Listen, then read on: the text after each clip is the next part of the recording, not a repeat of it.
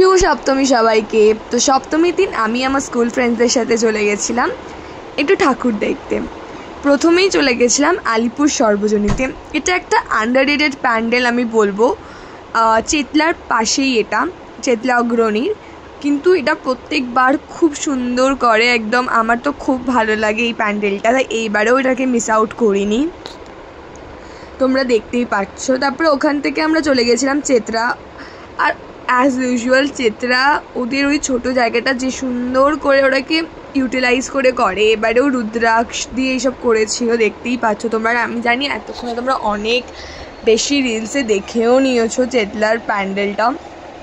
আমরা দিনের বেলায় গেছিলাম, তাতেই এত ভিড়, তার মানে বুঝতে পারছো রাতের বেলা গেলে কি হতো। এটা সপ্তমীর দিনের প্যান্ডেল। তারপরে আমরা ওখান থেকে চলে গেছিলাম দেশপ্রিয় পার্ক।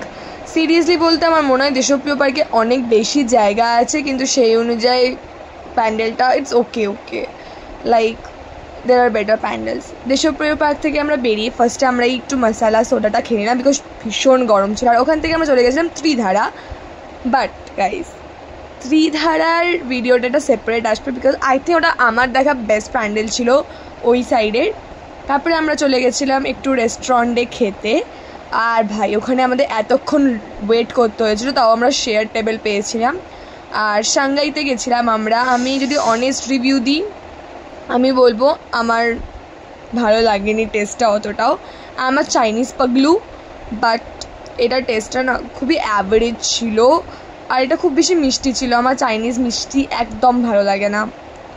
এইভাবেই আমরা দিনটাকে শেষ করলাম। দেখা হচ্ছে পরের ভিডিওতে, টাটা।